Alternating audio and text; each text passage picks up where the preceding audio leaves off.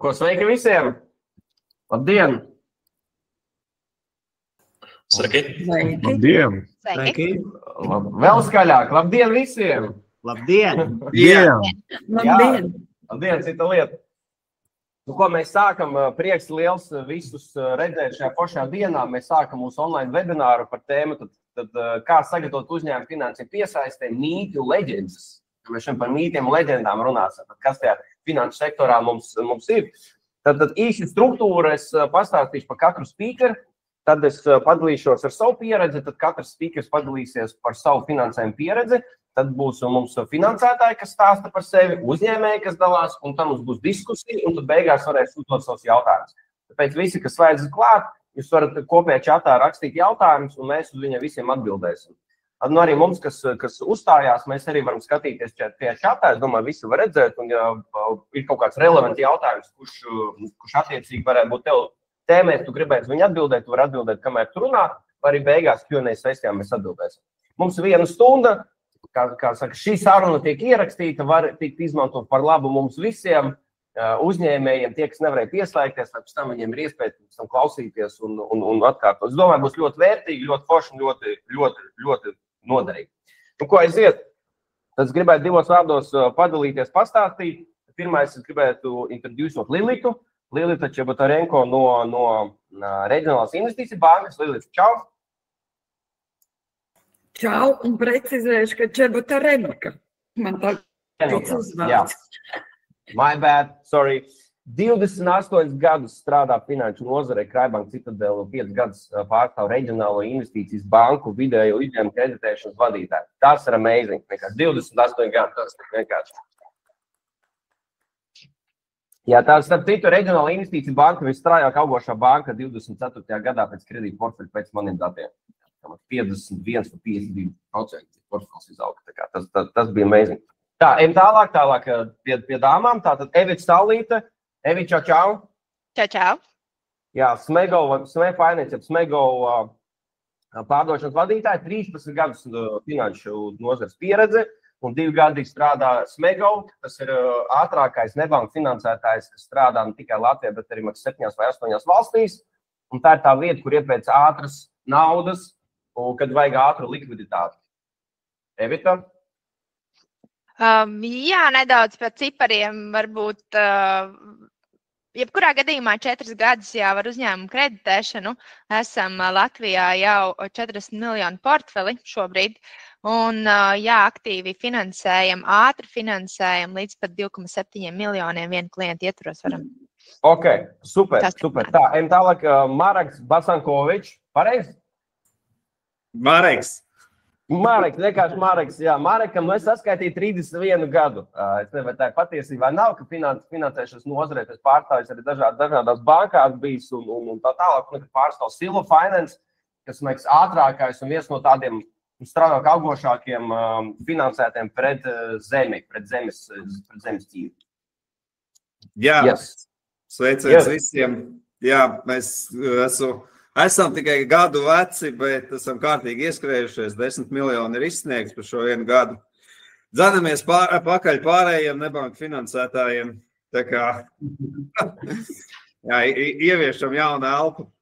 Ir kur iedzīt, ir telpa. Tā, ejam tālāk. Mums šodien arī piedalās 2 uzņēmēji. Tātad viens ir Agris Gaujanietis, 22 gadus pieredzes, tas saskaitīja. Zinu, ka tu strādāji Svetbankā.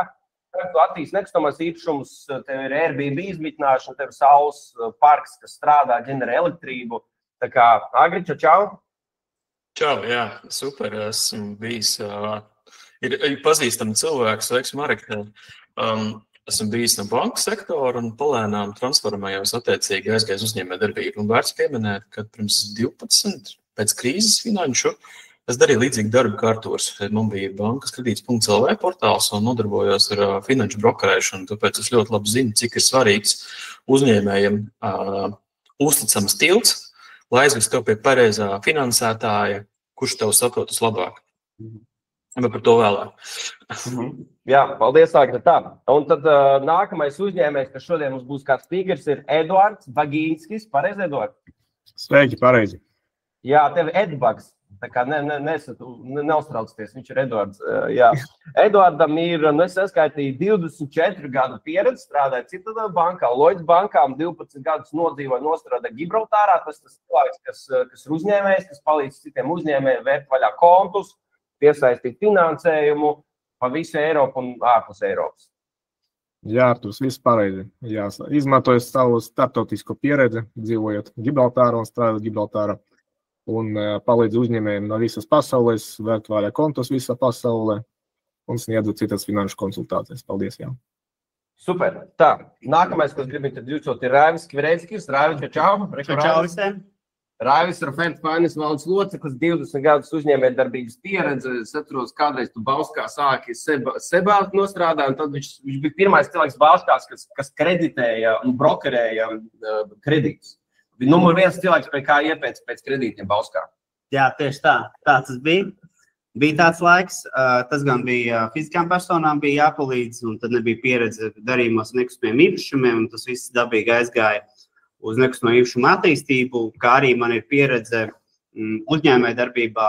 Esmu izveidojis un vadījis ilgstoši ražošanas uzņēmumu, un šis kopā, teiksim, salikums, bankas pieredze, nekustamo īpašumu attīstības pieredze un uzņēmējdarbības vadības pieredze, restīvi, man ļauj labāk saredzēt šīs iespējas, ko ikdienā uzņēmēji neredz. Jā, paldies. Tā, īsi par mani, man sauc Arturs Grisārijs, esmu Fed Finance vizionārs un dibinātājs. Man patīk uzņēmējdarbība, to daru 15 gadus. Paralēli vienmēr esmu finansējis, kreditējis uzņēmumus, kādreiz bija arī kreditēšanas uzņēmumi, ko mēs online izsniedzam bez ķīles, puļu finansējuma platformas, un tagad man misija palīdzēt uzņēmējiem piesaistīt labāko finansējumu izaugsmē. Un tas, ar ko es gribu uzsākt, ir tāds stāsts par to, ka satiekās 3 uzņēmēji, satiekās rumānis, latvietis un dānis. Es tam sapratīsiet, kāpēc. Un viņi sēž no rīta pie kafijas un runā. Un rumānis saka, klausies, man uzzvanīja šitāds uzņēmums, Lande, un piedāvāja 1 miljonu eiro. Saka, man tik daudz nevajag, bet es paņemšu, tāpēc, ka es zinu, ka es rītdien izdomāšu, kā var to naudu izmantot. Tas super. Tad Dānis sēž. Dānis saka, zin kā, man Nordea banka piedāvāja 10 miljonus, bet īstenībā es viņus paņemšu 20, bet pēc pusgada, pēc, ka man ir attīstības plāns, man viss izplānots, un es zinu, ko es gribu, ar menedžeru viss sarunāts, man ir mājasdarbs, kas ir jāizpild, un tad es iešu pēc tiem 10 miljoniem, jo 1 miljons man neko nedos, mana izaugsme nebūs laba. Un tad ir Latvijas, viņš sēž skatās uz Rumānu, skatās uz Dānu, domā, klausies, man te banka zvana kaut ko piedāvā 500 miljonu, bet es nezinu, kur likt naudu. Tev var smieties. Paldies, jā, pats izdomāju šo joku, tāpēc, ka mēs tagad attīstamies uz Eiropas pāriem valstīm, Rumānija, Skandināvija un Dānija arī. Un tie ir reāli stāsti no reālās dzīves, tāpēc, ka lielākā daļa uzņēmēji, tas, ko es sastapos, viņi neredz iespēju, kā var izmantot naudu attīstībai. Un es vienīgais dažu komentāru pateikšu, tad došu vārdu citiem, ir tas, ka, ja mēs pastamies uz cipariem, mums ir daudz ko mācīties. Mums kā Latvijas uzņēmējiem, kas attīst uzņēmējdarbību Latvijā, mums ir daudz no kā mācīties no citām valstīm. Jo Rumānijā, piemēram, ir visstraujāk augošais IKP pēdējos 5 gadus. Kāpēc? Tāpēc, ka viņi ir izsalkuši pēc izaugsmes, un bankas viņus atbalsta un finansē, un viņi ņem to naudu, viņi spēja naudu pārvērst attīstībā un izaugsmē. Ja mēs skatāmies Dāņus no otras puses, viņi ir viskreditētākā valsts Eiropā. Ja mēs paskatāmies kredīta atlikos pret IKP, viņi way above nekā mēs atrodamies. Bet arī viņi tāpat iet un pārfinansējās, tāpat iet un piesaist finansējumu, jo viņi zina, ka naudai ir vērtība, ka ar naudu var izaugt. Un tas, ko mēs darām, tā ir mūsu misija ar uzņēmējiem, kas mūs klausās, pavērt acis un pateikt, hei, klausies, tu vari attīstīties ar savu naudu, tu vari attīstīt savu biznesu ar klientu naudu, ja vairāk pārdot preces, palielinot cenu, pievienot jaunus klientus, vai trešais tu vari aizņemties un ar to naudu attīstīt savu biznesu, jo aizdevums palielina atdevis kapitālu. Tas ir tā pamata misija, pamata message, ko mēs sakam uzņēmējiem, mūsu klientiem, un visbiežāk, jūs zināt, ko mēs dzirdam? Kāds ir tas visbiežākais, ko mēs dzirdam pretī? To jūs arī tagad uzzināsiet, ko mēs dzirdam visbiežāk pretī. Tātad pirmais, kam es gribu iedot vārdu, ir Raivis Kvireckis, varbūt nedaudz padalījies par savu redzējumu, ko tu dari ikdienā un kādi mīti uzņēmējdarbībā ir apkārt. Jā, paldies par vārdu. Es gribētu sadalīt savu stāstu divās daļās. Pozitīvais, tas, ko es redzu, teiksim, kā pozitīvā pieredze stāsts, kā mēs esam palīdzējuši uzņēmumam un, teiksim, netik iepriecinošais, ar ko man sanāk ikdienā saskarties. Es varbūt sākšu to negatīvo. Tas ir ļoti žēl redzēt uzņēmējus, kas ir ikdienā tik ļoti aizņemti ar savu jautājumu risināšanu, ka viņi nespēja izkāpt ārā no tā ikdienas skrējienu un paskatīties savu biznesu no malas. Tādējādi saredzēt iespējas, kādā veidā viņš var labāk attīstīties, uzlabot savu efektivitāti ar piesaistīto finansējumu un, kā saka, palielināt apgrozījumu un peļņu. Bieži vien sanāk, uzdodot jautājumu, vai viņiem ir plāns, ko viņi darītu, ja izdotos piesaistīt, piemēram, 100 000 eiro, kādā veidā viņi redz savu biznesa attīstību. Un tad ir tāda neveikla pauze, jo viņi nav gatavi šādam jautājumam. Viņi nav pat iedomājušies, kādā veidā, teiksim, tālāk iet uz priekšu nozarē, piesaistīt jaunus klientus, paplašināt tirgu, uzlabot efektivitāti. Kā arī, kas bieži sanāk, visbiežākais ir neticība, pat neuzsākot šo te finansējumu piesaistes procesu, šī neticība, vai vispār viss izdosies. Refinansēt esošās saistības, uzlabot maksātspēju, naudas plūsmu.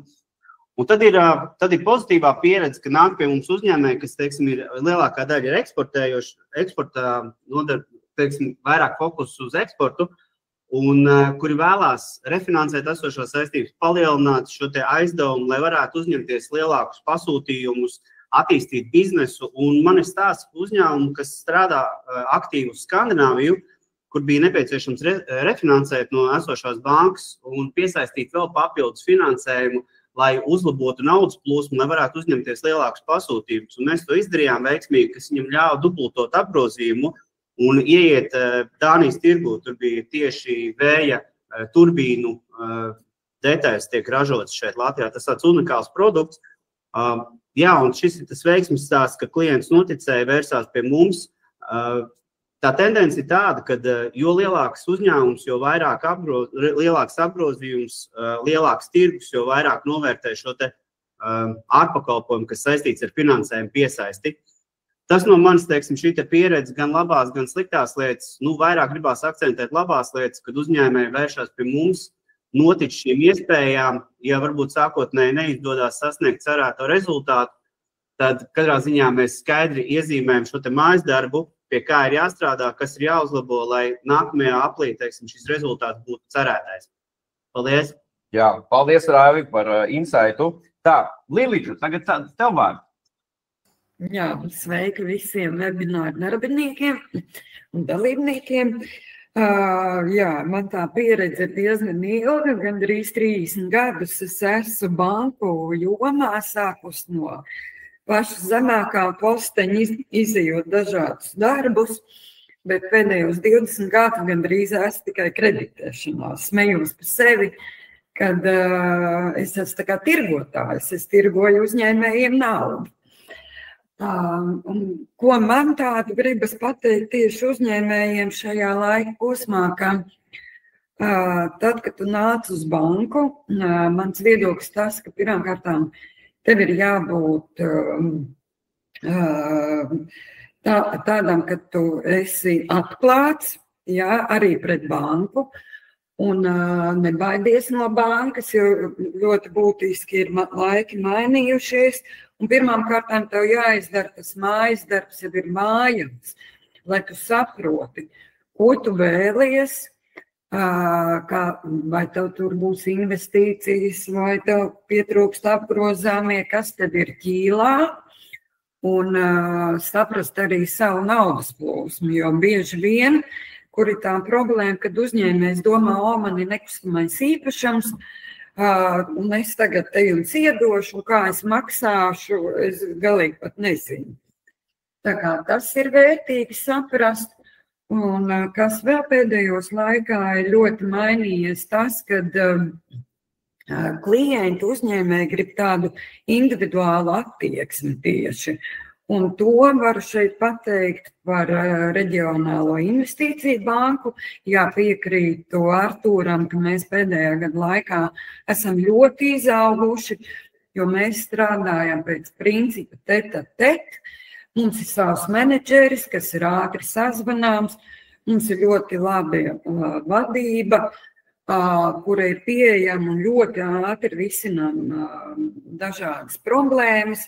Mūsu īpašnieki ir arī Ukraiņi, kas ir savulaik pozitīvi šajā laikā. Banka darbojas par 24 gadus un ļoti daudz nezinu, kas tāda ir.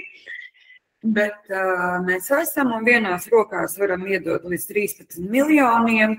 Un arī pamazām sākam finansēt ne tikai Latvijā, Lietuvā, Baltijā, bet arī Eiropā.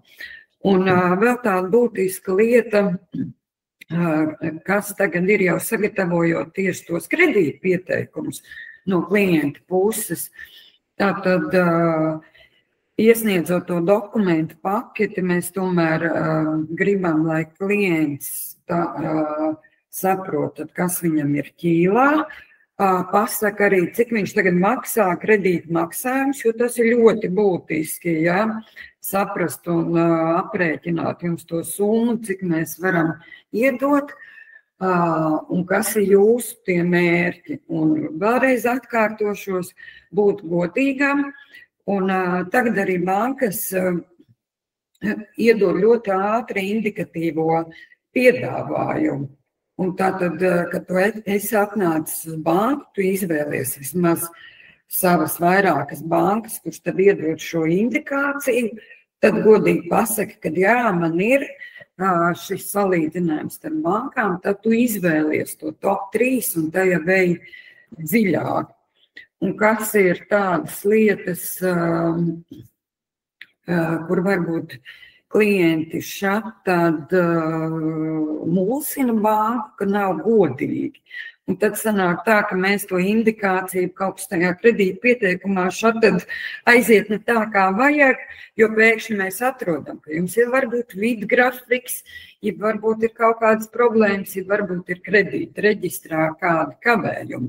Bet, gribu tikai pateikt pozitīvi, ka šajos gados uzņēmēji ļoti mainījušies un ļoti arī savu reputāciju glabā, gan pa kredīta reģistru. Tāpat kā es gribēju teikt pa visiem kolēģiem, ka Latvija ir tik maza, kad gan katram menedžerim, darbiniekam, uzņēmējam ir pat šo savu reputāciju ļoti jāstāv un jākrīt.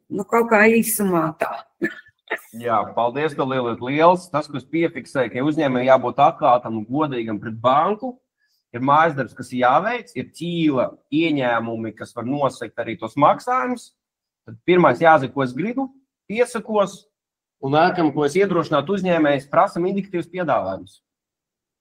Mums ir konkrēts tagad case liels uzņēmums, mēs ejam uz Nīderlandes un Dānijas bankām, un viņš ir pusgadu pildīt papīrus, lai kaut kādu vispār kaut ko tālāk tiktu. Visu to varēja vienkāršot aiziet pateikt, klausties aptuveni vispār jūs kaut ko varētu vai nevarētu. Tas iepilnēs vairāk laika. Labi, paldies, Lilīt, vēlreiz. Tātad nākamais Marek. Jā, sveiciens visiem. Mazliet vairāk par Silva Finance. Mēs kreditējam pret lauksaimniecības un meža zemes ķīlu ar mežaudzi. Laikam vieni no retējiem, kas spēj novērtēt mežaudzes vērtību un izsniegt aizdevumu dažu dienu laikā. Jo mums ir rekords, mēs atšķiramies ar ātrumu no kredīta pieteikuma brīža, pieteikuma saņemšanas līdz lēmumam. Tās ir stundas. Pēc tam attiecīgi tiek organizēta notāra un ķīles reģistrācija zemes grāmatā, un tad rekords mums ir 3 dienas līdz 5 darba dienām. Ir vairāk klienti jau, kas ir šo te izmantojuši kredītus pret nekustamā īpašuma ķīlu ļoti īsā laikā. Jā, ar to mēs arī mazliet atšķiramies no pārējiem šo ātrumu, tāpēc mums sanāca pirmā gadā jau tos 10 miljonus sasniegt, tagad ejam tālāk pēc nākamajiem 10 miljoniem. Jā, par šīs dienas tematu atklātība no klienta puses, jo mēs esam jau ļoti daudz uzņēmumiem diezgan skarbā situācijā palīdzējuši nokārtot gan saistības ar piegādātājiem, iedot garākus termiņus līdz pat 20 gadiem, 2 gadu termiņu, ka tikai procenti jāmaksā, kas ļāvis ir šajā salīdzinoši izaicinošā laikā priekš lauksaimniekiem un citiem uzņēmumiem, kas var tādas ķīles dot, dabūt to naudas plūsmu daudz vienkāršāk, efektīvāk, ne ar lieliem tiem pamatsummas maksājumiem un pārdzīvot šo laiku. Ja, un tāpēc mums ir tā sanācis, tā sadarbība vienmēr veidojas, ja atklāti pasaka, kāda ir situācija. Mēs ar lielo pieredzi finanšu nozarē un varam iedot to redzējumu, kā no šīs situācijas iziet diezgan ātri, operatīvi, jo esam ļoti daudz pārfinansējuši arī no bankām, arī ar zemākām procentu likmēm, bet tas ir ļaus izdzīvot uzņēmumam, attīstīt darbību, jo pēc pārfinansēšanas ķīla atļauj piešķirt papildu finansējumu. Es teiktu, jau 10 uzņēmumi šādu veidu izmantojuši, gan pārfinansējuši no bankām, gan no nebanku finansētājiem un saņēmuši papildu finansējumu savu uzņēmumu attīstībai. Jo, kā jau minēju sarunas sākumā, tiem, kuriem vēl arī meži pieder, mēs novērtējam to mežaudzi un uzreiz piešķiram diezgan augstu summu attiecībā pret mežaudzes vērtību, līdz 80–90%.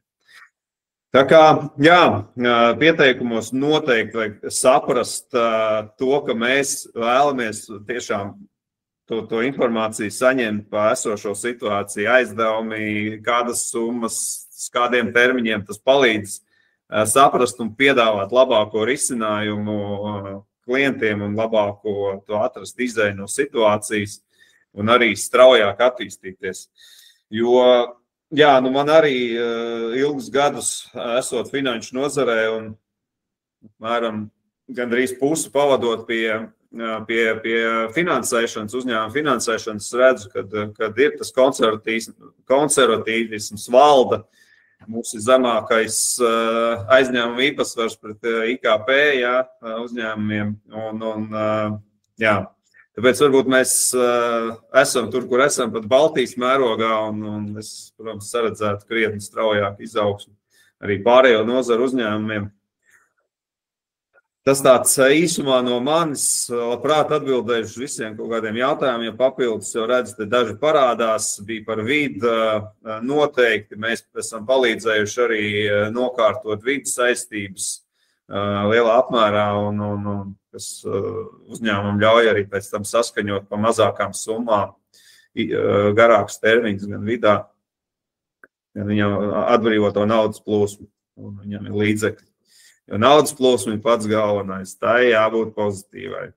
Kā jau minēja gan Artūrs Rais, ka labāki lieki līdzekļi, un tu nedaudz samaksā varbūt par tiem līdzekļiem, bet noteikti tas tev pavērs daudz lielākas iespējas uz attīstību, uz kaut kādu izmantot priekšrocību pret konkurentiem kaut kādā brīdī, jo bieži vien uzvar tas, kam dziļāks kabats gan dažādos tirgus satricinājumu brīžos, gan krīzītais un krīzēs, kā labāk ir turēt, kā teikt, pozitīvu naudas plūsmu, un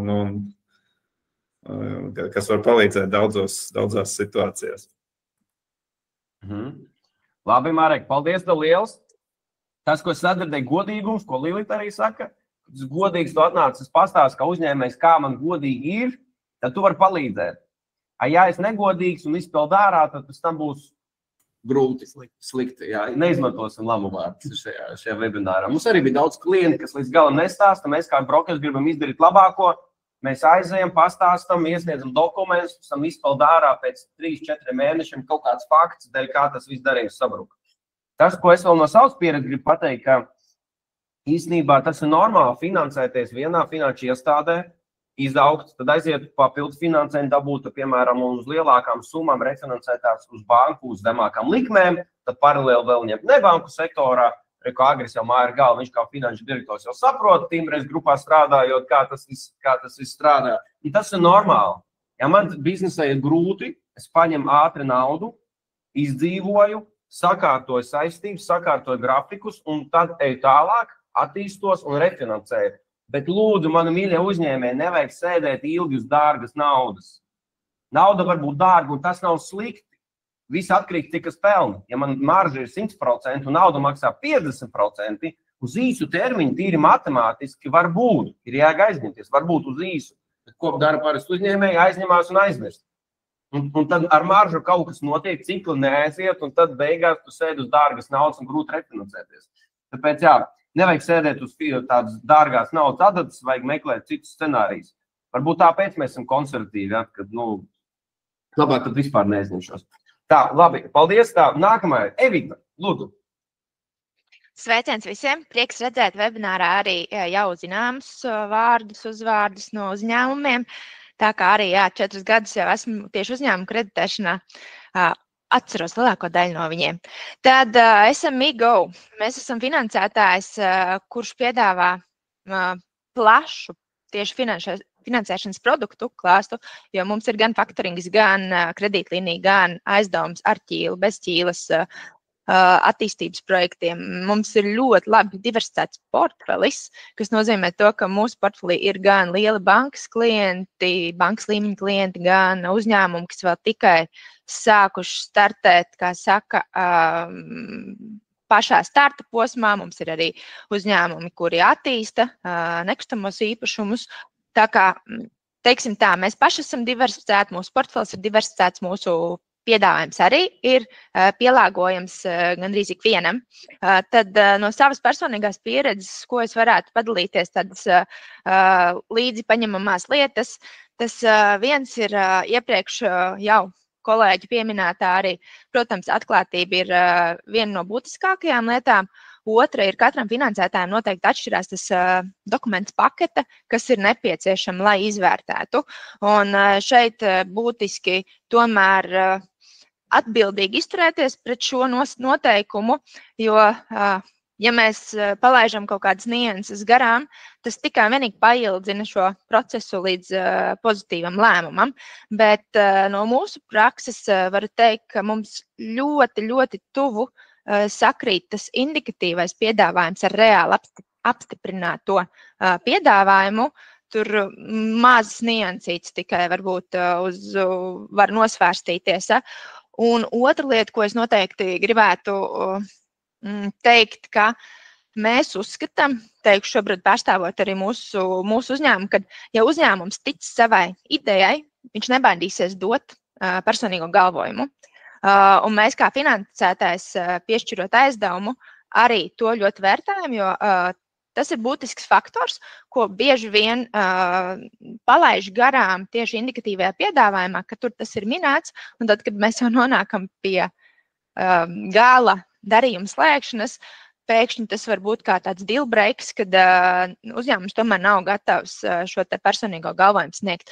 Un te jāņem vērā, kad arī aizdevējs izvērtē visus riskus, un tā ir būtisks punkts, ko mēs uzsveram, ka tas ir svarīgi.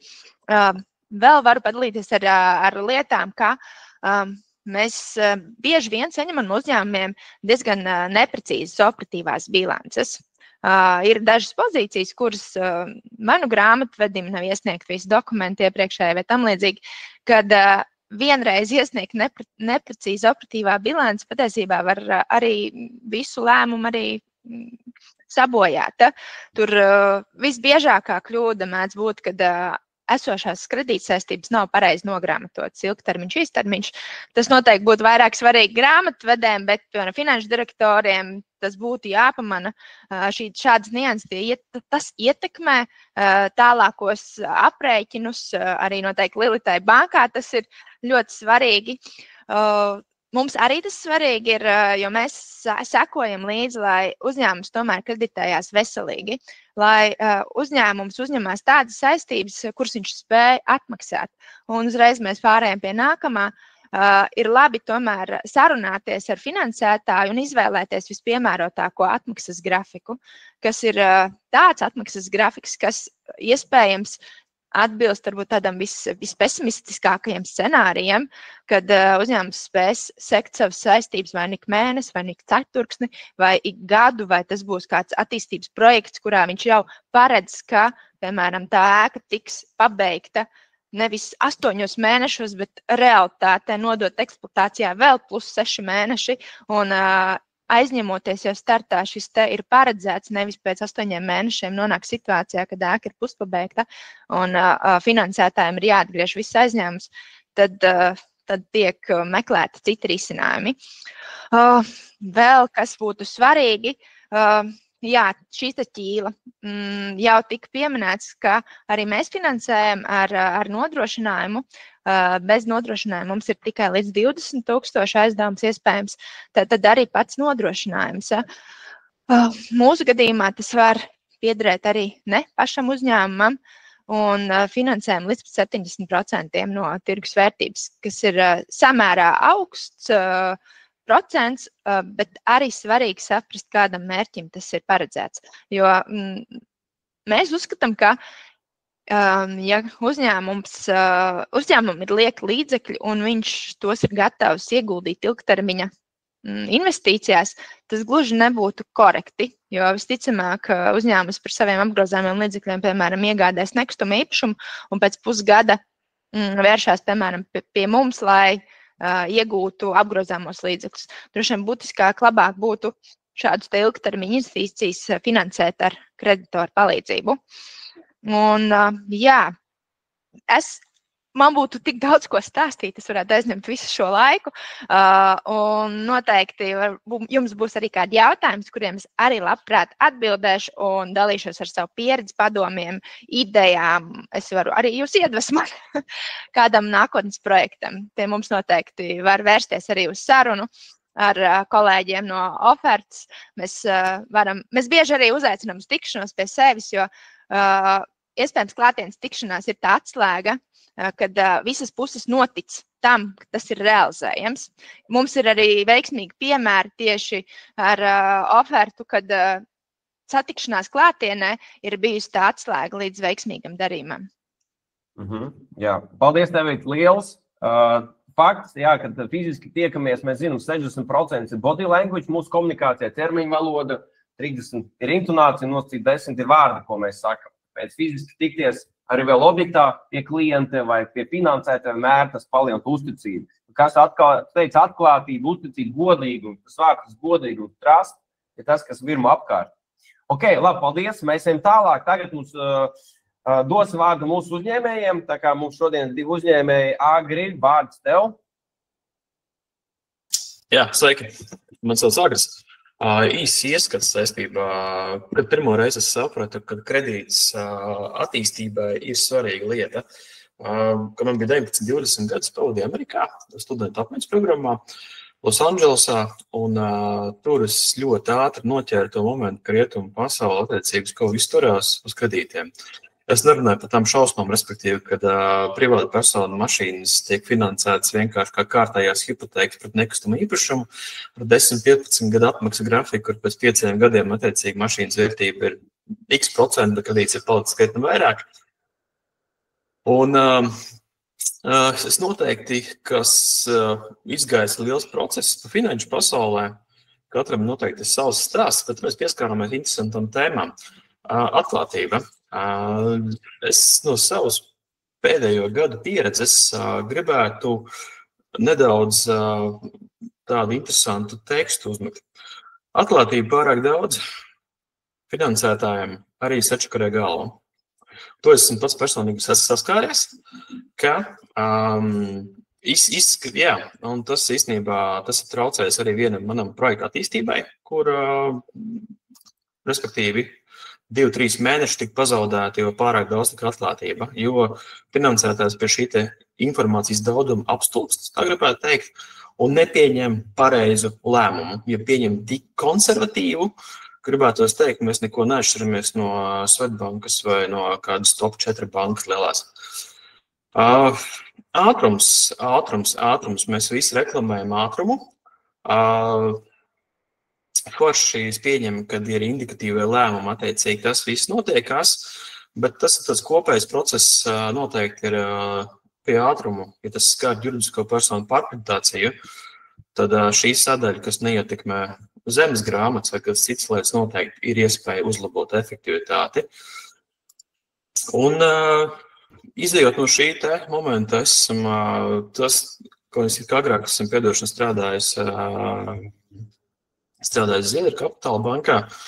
Pats savulaik arī piedalījos pie trekno gada burbuļu, pie hipotekāro kredītu izsniegšanas, kur vienkārši cepām kā kūks katru dienu.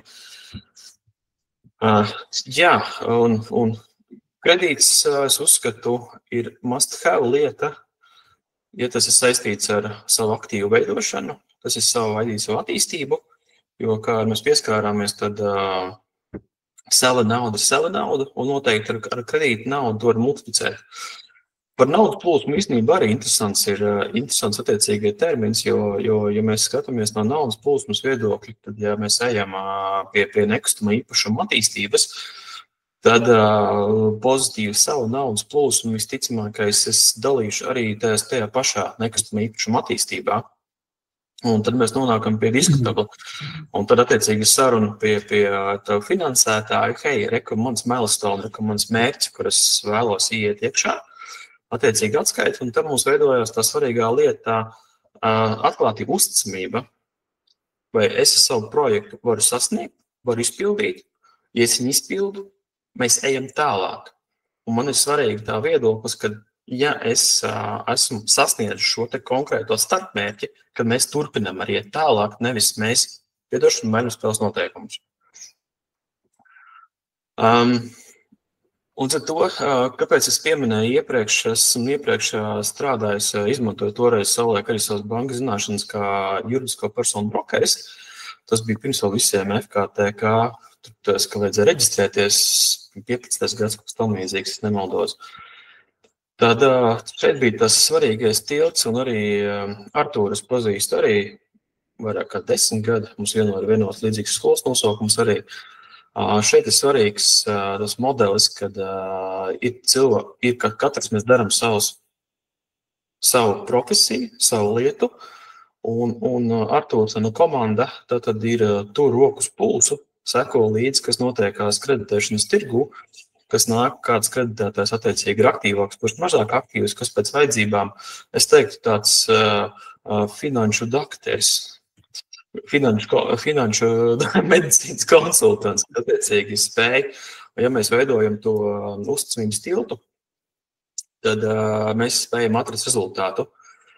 Bet, ļoti labi, kad veidojās, ka es saku, veselīga opozīcija lielajām Latvijas konsolidētajām bankām, kuras, ja man būtu iespēja iziet ielās, es pateiktu, slēdzam kontus ciet lielajās top bankās, tas ir vienkārši jau redzēšanos visu. Jā, tas tāds īstais monologs pārdoms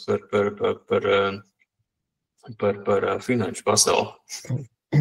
Jā, paldies tev liels, Agri. Tu kā vienmēr ar savu tiešumu, godīgumu, atklātību ļoti labi padalījies. Es, kas gribu pateikt, pilnībā tev piekrītu, godīguma atklātībai jābūt no abām pusēm, un visi ir cilvēki, un arī tie teorētiski var gadīties, ka kādā finanšu iestādē, tajā pašā lielajā četrniekā ir kaut kāds menedžeris, kas varbūt kaut ko nezina, nesaprot vai baidās. Visi esam cilvēki. Latvijas sektorā strādā 6000 cilvēku, finanšu sektorā. Ne visi, protams, kredīti nodarījās, bet kopumā banku sektorā un finanšu sektorā. Tāpēc kāds no viņiem var tā kļūdīties, nots bankas arī var, maina savus noteikumus. Sākās karš, noteikumi mainās. Mums ir daudz klienti, kas ir lielā četrnieka bankas klienti, un tad kaut kas pamainās politikā, un viņš bija 20 gadus, un tagad banka prasa viņu exitot. Tā kā tas ir normāli, bet tas ir ļoti labi diskusijai. Rakstam jautājums, mums drīz būs Q&A sesija, tā kā esam aktīvāki rakstam, arī varam parādīt, cik mēs esam proaktīvi. Visi sēž klausās, un neviens pat nevienu jautājumu nedod. Tas, tad cik arī liecina par to, kur mēs esam. Tu tērē savu laiku, es tagad kā savā stilā, tu tērē savu laiku 1 stundu bez maksas, vai naudu ņem, tad viņi aktīvāk būs. Jā. Un tu pat nevienu jautājumu neuzrakst. It kā tev viss ir skaidrs. Mēs pastīsimies, vai viss ir skaidrs. Labi, paldies. Eduard. Es par to pašu gribēju pastāstīt par galveno problēmu, ar ko es sastapos savu ikdienu ar uzņēmējiem. Ar ko es sastapos bieži, ka veiksmīgie uzņēmēji ir ļoti pašpārliecināti. Vai jūs piekrītat tam? Un, kas ir ļoti labi. Un viņi domā, ka viņi visu zina paši un var visu izdarīt paši. Viņi paši sāk meklēt, kur atvērt kontu vai piesaistīt finansējumu. Bet šeit ir dažas problēmas, vai ne? Parasti problēma ir tāda, ka klients nezin par visam iespējām, kas viņam ir. Par visam opcijām, kas ir tirgu. Nav pareizu kontaktu. Un problēma, ka ar viņu nekur nerunā un nedod konsultāciju, ja viņš neizpildīs milzīgas banku formas, kas aizņem laiku un zināšanas. Tas ir tas, ar ko es sastapu ikdienā. Beigas viņš padodas. Viņš sāk pildīt tās formas, nafik man laika nav, ja? Un zināšanu nav. Ja viņš, iedomāties, ja viņš aiziet 2, 3, 4 bankas, protams, pēc otras, ja viņš jau padodas. Tajā pašā laikā, ko es redzu, viņi izmanto apdrošināšanas aģentus priekš apdrošināšanas, ja? Ar vienu aģentu pieeja pie visiem apdrošinātājiem. Vai ceļuma aģentu, lai organizētu ceļojumu. Viņi ir pārsteigti, ka to pašu var izdarīt piesaistot finansējumu vai strādājot ar bankām. Ka var piesaistīt tādu aģentu, kā es ar How to Bank, lai atvertu kontu, vai tādu kā Ferta Finance un Arturu ar komandu, lai piesaistītu finansējumu. Un laika ekonomija ir milzīga, jo nav jāpilda milzīgas anketes. Uzņemies vienu reizi dot pamat informāciju aģentam. Es praktizēju, ka vienkārši 5, 6 jautājumus es uzdodu, un ar to pietiek, lai uzreiz man Artur dot kaut kādu pamat informāciju, vai iespējams saņemt finansējumu vai nē. Un tālāk aģents darbojas un ātri uzjautā bankam, un tad jau pats aizpilda formas, dabūja vislabāko piedāvājumu, un beigas ekonomē laiku un naudu, kas ir viss galvenākais, domāju, šeit. Tāda ir mana pieredze. Paldies! Super! Pastāst vēl kaut ko par kā Gibraltārā iet. Kā tur uzņēmēt darbības mindsets? Gibraltārā ir 30,000 iedzīvotāji, bet biznesa iet ļoti labi. Kāds tās atšķirības? Tu biji tur ar daudziem uzņēmējiem tikies par kontiem, par finansēm, un Latvijā tagad esi dažus gadus. Kāds mentalitātes starpības? Viņi darbojas internationally, viņam ir ļoti tāds plašs redzekļsloks, viņi nedomā tikai par savu tirgu, un tas jau ir, ar to arī sākas, ka tirgus ir ļoti maziņš, jā, protams, daudz mazāks par Latviju, bet arī Latvijam Eiropas mērogā ir ļoti maziņš tirgus, un visi uzņēmēji, par kuriem es runāju, viņi visi ir žēlojas, ka šeit tirgu nav, jā. Gibraltāra un tie uzņēmēji, kas tur reģistra kompānijas, viņi strādā pa visu pasaulē. Un viņi domā uzreiz, kā attīstīties, viņi nefokusēs tikai uz vienu tirgu. Tas ir galvenā atšķirība. Ok. Super, paldies. Tā, tagad, mēs varam uztaisīt Q&A sesiju, atbildēt uz jautājumiem un arī padiskutēt. Tagad laiks uzdot visus savus jautājumus. Laiks uzdot visus neķītros jautājumus, kurus tu gribēji savam baņķierim, savam finansētājiem uzdot, bet tev bija bail. Tagad var uzdot, var anonīmu uzrakstīt. Ielogoties ar anonīmu e-pastu un uzrakstīt anonīmu jautājumu. Bet, manuprāt, tas godīgums ir ļoti svarīgs. Godīgi, tā kā pie advokāta, vai ne? Tu ej pie advokāta, viņš taču prasa, lai viss notiek godīgi, vai ne? Pastāst, kā ir. Un ja tev advokāts, jurists, tu izstāsti, kā ir, tad viņš var aizstāvēt tevi tiesā. Bet ja tu viņam neizstāsti kaut ko, tad var izpeldēt, vai ne? Tas ir civillietās, krimināllietās, visās lietās, visiem vien tie paši principi. Un tad tu sēdi tiesā, un tad tev pretējā puse iedod kaut kādu argumentu, par kuru tavs advokāts nebija lietas kursā, un tad visu, tad tu zaudē. Jā, tā kā tā ir mūsu izvēle, vai mēs gribam vinēt vai zaudēt. Kā te broker komisijas atkarībā no apjoma, no darba sarežģītības. Tas ir kaut kāds konkrēts procents par rezultātu, kas tiek ņemts. Ok. Eva prasa, kāda ķīla parasti nepieciešama, lai saņemtu ar 200,000 finansējumu? Kurš grib atbildēt uz šo jautājumu? Es varu atbildēt pret lauksaimniecības vai meža zemi. Nepieciešams pārdesmit hektāri. Pārdesmit hektāri īpašuma, jā. Mežā iespējams pat var mazāk, varbūt ar 11 hektāriem, jo bieži vien mežaudzes vērtība pa 1 hektāru var sasniegt 20 un 30 tūkstoši, ko daudz nezina un daudz nefinansē. Mēs to varam nofinansēt. Lauksaimniecības zemē, jā, būs vairāk, tur jāstāsta, protams, dažādos rajonos ir dažādas cenas, sākot no 2,5 tūkstošiem līdz pat aiziet 11 tūkstošiem mūsu zemgals klētī, ja. Ok, Marek, sorry, tu jau tur aizpildi. 200,000 atbildēja. Paldies ar Lilītu. Lilītu, cik piedāvāt? Jā, mūsu piedāvājums ir te gan dara viskāl kas, ja arī ir nekustamais īpašums, dara arī automašīnas, iekārtas, bet gribēju akcentēt arī to, ka arī Evita man te piekritīs, ka ir jau programmas, kur tev līdz tādai summai arī nav nodrošinājumi, vai arī ir šīs portfeļa garantijas no Altuma. Tā kā nevajag baidīties, vajag nākt uz banku un tikai runāt. Un vēl bija nākamais jautājums par aizdevumu procentiem bez galvojuma. Mēs tā kā banka, jā, tik neesam ļoti akcentēti uz galvojumiem, jo saprotu, ka ļoti daudz cilvēki vairākus gadus atpakaļ savām personīgām galvojumiem ļoti iegrābās, jā, un līdz ar to no tā procentu likmes nemainās. Mums ir labas likmes un 2, jeb vēl zemāks likmes, tu droši var saņemt arī bez galvojuma. Jā, es piebildīšu, mums neviens galvojums nav paņemts gada laikā. Juhu, super! Yes, aktīņi par uzņēmēju, super, Evita.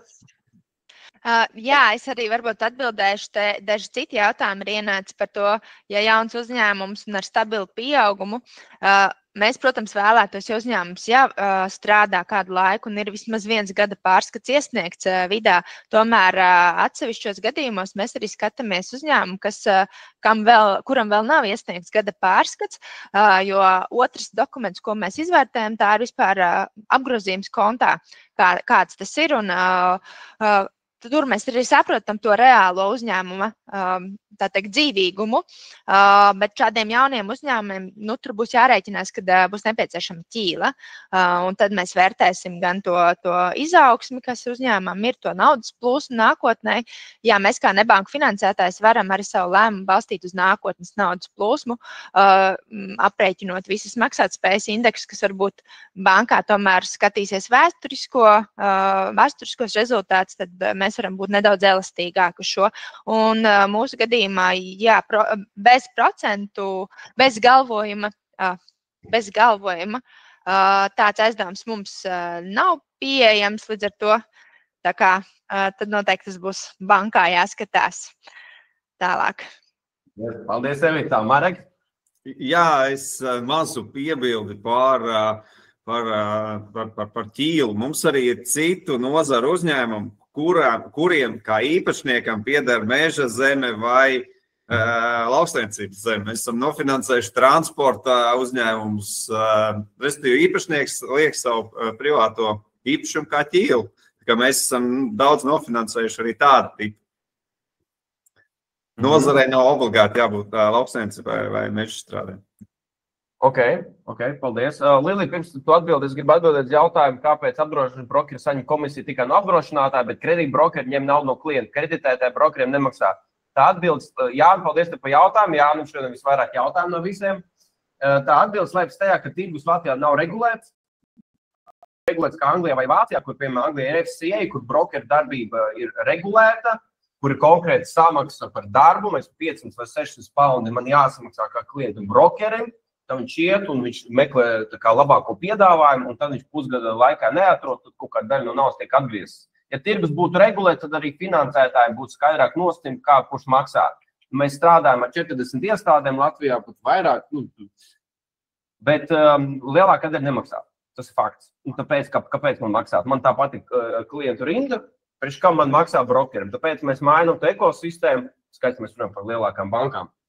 Un tad, kad brokerēšana būs attīstīta, regulēta, tad arī varēs to pricingu pamainīt, lai arī finansētāji maksā par to. Ok, Lilita? Es gribēju atbildēt, ka vērtspapīra portfeli, jā, var arī ieķīlāt. Šeit gan ir jāskatās, ka mūsu banka, mēs, piemēram, finansējam sākot no 250 uz augšu 1000, jā, līdz ar to jāskatās, kāds tev ir šis portfelis. Otrām kārtām gribēju atbildēt par Altuma programmām, kāpēc nepiedalās. Artūram jautājums šeit tad varam arī uzaicināt, bet viņiem ir ļoti labas savas arī prezentācijas un var visus šos jautājumus arī izrunāt ar Altumu. Un par pozitīvu pašu kapitālu jāsaka gan tas ir arī Latvijas bankas regulējums, kurš nosaka, ka šim pašu kapitālam ir jābūt vai 20, 30% un ar negatīvu, bankas nefinansēs. Varbūt Mareks Evita savādāk uz to skatās, bet, bankas ļoti strikti. Mēs skatāmies savādāk, mēs vairāk uz ķīlu skatāmies. Mēs esam dažus nofinansējuši, negatīvu pašu kapitālu, bet tur vairāk jāstāsta ir uzņēmuma grupa. Ja viens uzņēmums ir negatīvu pašu kapitālu, bet viņam pieder arī citi uzņēmumi, kuri, kā teikt, ir jau biznesa, kas iet, un šis ir kā jauns, tad mēs esam arī nofinansējuši tādu, vairāk fokusēties uz to nekustamā īpašuma ķīlu zemi ar redzamu, paredzamu naudas plūsmu un grafiku, kā viņš būs pāris gados pozitīvs. Jā, es arī piekritīšu Marekam, ka arī mūsu pusē ir gan mēs skatāmies, lai tas pašu kapitāls būtu tādos klasiskos aizdevumos pozitīvs, jo, piemēram, mēs esam vairākās valstīs Eiropā un ir citās valstīs, ja uzņēmumam ir negatīvs pašu kapitāls, viņam principā jāuzsāk likvidācijas process. Mums Latvijā atļauj strādāt uzņēmumam vēl ar negatīvu pašu kapitālu, bet mums ir arī aizdevumi, piemēram, uzņēmumam nepieciešams finansējums, lai pabeigtu ēku, daudzdzīvokļu ēku, un naudas atmaksa būs visticamāk no šī projektu pārdošanas. Tas īstermiņš ir labi ķīla, mēs varētu arī izskatīt, atkāpjoties no šī punkta par pozitīvu pašu kapitālu. Jā, paldies. Lilita? Es gribēju atbildēt, tur sākumā bija jautājums par vidu grafikiem, kur laikam, ja ir vidu parāds, tad te ir svarīgi, kāds ir vidu parāds. Vai ir uzņēmumam iedots maksājuma grafiks, tad uz to skatās savādāk. Šādi, ja ir vidu parāds, un tas ir tāds, kuru pie kredīta izsniegšanas var klients apmaksāt, tad arī labi. Bet, ja, protams, viņš ir un ilgstoši tāds arī paliek, tad noteikti bankas nefinansēs, jo tev ir tas risks, ka vienā brīdī jums var nobloķēt kontu ar to, kad uznāk vidu pieprasījums. Tā kā ar to jāņem vērā. Un papildināšu, kad Altum savu garantiju nesniedz, ja ir šis vidu parāds uzņēmumā. Varu arī paturpināt tematu par vidu nodokļiem. Tātad, jā, viens ir tas, ka, piemēram, pie mums var finansēties ar vidu nodokļu grafiks saskaņots, un, protams, mēs izvērtējam, cik šis te nodokļu parāds ir liels. Tomēr šeit ir jāvērš uzmanība arī pašiem uzņēmējiem par to, kad kaut kādā brīdī arī, tad, kad ir saskaņots grafiks, bieži vien uzņēmumiem tiek uzlikts aktuāls nodrošinājums no vidu puses, kas savukārt liedz uzlikt kādu komercķīlu. Piemēram, mēs finansējam arī pret transportu, pret reģistrējumu transportu, un šis var apgrūtināt tātad, un arī nekustamiem īpašumiem tiek uzlikts apgrūtinājums, ja tas pieder uzņēmumam, kas arī liekas, ka tas parāds varbūt nav liels, bet vienā brīdī tas var notikt pēkšņi. Sliktākais scenārijs, ja tas notiek dienu pirms aizdevuma izsniegšanas, kad ir jāsāk reģistrēt ķīlus un notiek šāds te force majeure situācija, un tad ir jāsāk darbs ar vidu, nomaksāt vidu parādu un jālūdz, lai atceļ šos te visus liegumus. Marek? Jā, mēs esam atraduši situāciju šādos gadījumos, ja ir diezgan liela nodokļu parāda. Mēs izsniedzam aizdevumu divās daļās. Pirmā daļa nomaksāt vidu parādu, pēc tam, kad tas izpildīts, izsniedzam pārējo daļu. Tā kā mēs esam par nodokļu nomaksu un lai uzņēmums tiešām runā vidu, saskaņo grafikus, bet, ja tās summas pa lieli ir, tad mēs esam darījuši tā, ka pirmo daļu izsniedzam, parāds tiek nocēsts, nākošā daļa uzņēmuma attīstībai. Lilita? Papildināšu, ka banka, jā, viss cieņa Marekam, bet banka uz tādu neizies, jo tomēr vidu nodokļi. Viss cieņa vidam, bet uzņēmējam pašam jātiek ar to galā. Man ir jautājums uzņēmējiem, Agri, Edvard, kāpēc uzņēmēji ar vidu tur spēlējās? Man nav tādas atbildes, es nespēlēju. Tas ir bīstamāk, spēlē, ar ko spēlēties. Es domāju, ka tas varbūt ir tāds mīts, kad no vidu var dabūt bezmaksas kredītlīniju. Agrāk taču varēja, bet viņi maksā kaut ko. Agrāk jau varēja, jā, bet tas, kā saka, man liekas, ka pēdējos, es nezinu, cik gadus, 5-6, mums tas spēle var beigties pārāk bēdīgi, ka tu esi ar savu uzņēmēju darbību, var izbeigt ļoti ātri. Es saprotu. Tiesa labāk nespēlēties, jā? Es paprasīju kā speciālistam, it kā es būtu spēlējies beig daudz. Jā, man ir bijuši attiecīgi kaut kādi operatīvie pārkāpumi mēneša apmērā, 2 objektīvi, ja nav samaksāts, pausarī bija, kur nebija samaksāts attiecīgi piegādātāja rēķini. Ir gadījumi, bet es domāju, šeit ir komunikācija. Un es ko iesaku ar vidu, ko mana personiskā pieredze uzreiz raksta pirmais zvani. Tici man, arī tajā pusē var atrast normālu cilvēku, var sarunāt. Par to jau, bet mums tādām kontu bloķēšanām piedošana pieredze man nav. Ok, tā kā. Tas, ko es dzirdu, zvani uzreiz vidam. Zvani konsultātam, runā, rakstīja papīrus, rakstīja jautājumus, rakstīja iesniegums. Nākamais, ko es arī dzirdu no visiem kolēģiem finanšu nozarē, nāc un runā. Ir problēma, nāc un runā. Ir jautājums, nāc un runā. Automs nav tāpēc, ka no 40 iestādēm tie, kas piekrita piedalīties un short notice tie piedalījās, bet automam, starp citu, kurā brīdī var vienkārši mājās patrast telefonu, uzzvanīt, parunāt, iedos ļoti foršu konsultantu, vai nu reģionāli, vai nu kaut kā citu pēc savas tēmas, un ļoti labi forši var nokonsultēt un izstāstīt, kādas programmas ir, ko viņus dot, kā pieteikties, un tiešām ļoti labi strādā. Skaidrs, ka tā ir valsts iestāde, tāpēc, kad tu sāksi pildīt pieteikumu, tam akti var tā kā gaisā tur aiziet, ja? Tur garas anketas, un viņas arī mainās, ja MK noteikumi mainās, but that's fine. Es kā uzņēmējs gribu pateikt citiem uzņēmējiem, tas ir normāli, ka bankas regulētas iestādes, viņiem ir prasīts, ka Evita teikt, papīri, ir dokumenti, ne tikai viena reize pareizi mums iesniegt. Jo pēc tam tas ļoti šķīvi izskatās, kad es iesniedzu dokumentus, un pēc nedēļas, man tur bija kļūda, tas nebija pareizi. Tad tas ir par uzticību, ko tas parāda finansētājiem, ja es tos dokumentus neesmu sagatavojis kārtīgi. Jā. Evita?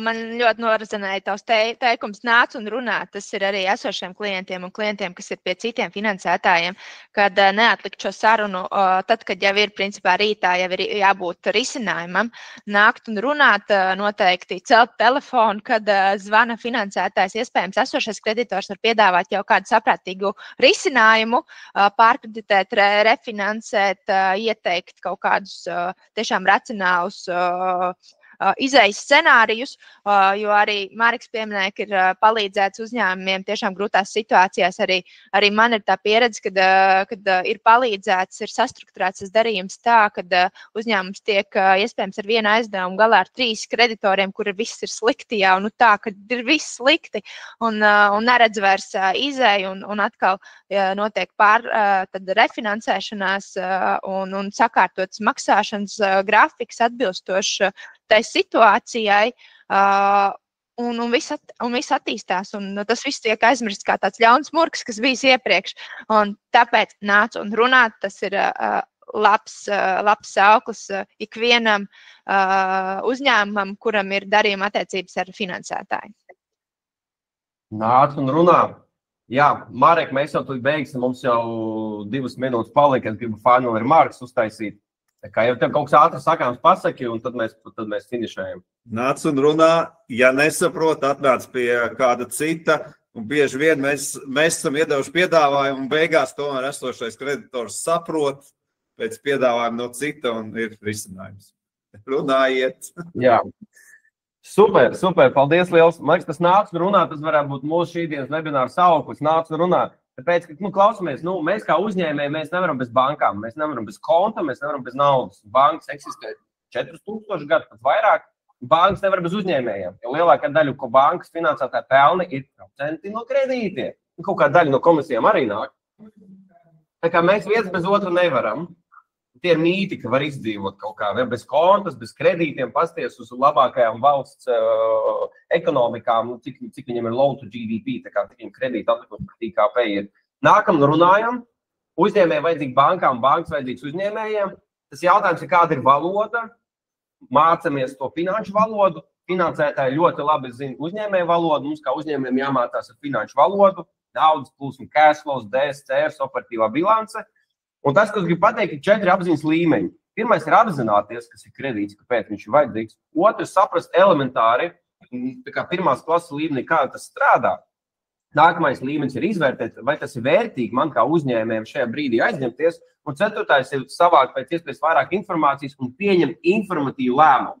Un tas, ko es aicinu, kur uzņēmēji būt informatīvam un pieņemt pareizi lēmumus. Jā, es refinansēju, jā, es to daru, bet pēc mēneša, bet uz pilnas informācijas bāzes. Nevis tā ar aizvērtām acīm mēģināt kaut ko sataustīt, nosūtīt dokumentus visur. Tāpēc esam godīgi viens pret otru, ejam un runājam, un tad kopā mēs varēsim sasniegt lielāks rezultāts. Paldies visiem par šo webināru, paldies liels visiem speakeriem, uzņēmējiem, un lai jums visiem forša diena. Paldies! Paldies! Visiem varam aplaudēt. Nāc un runā.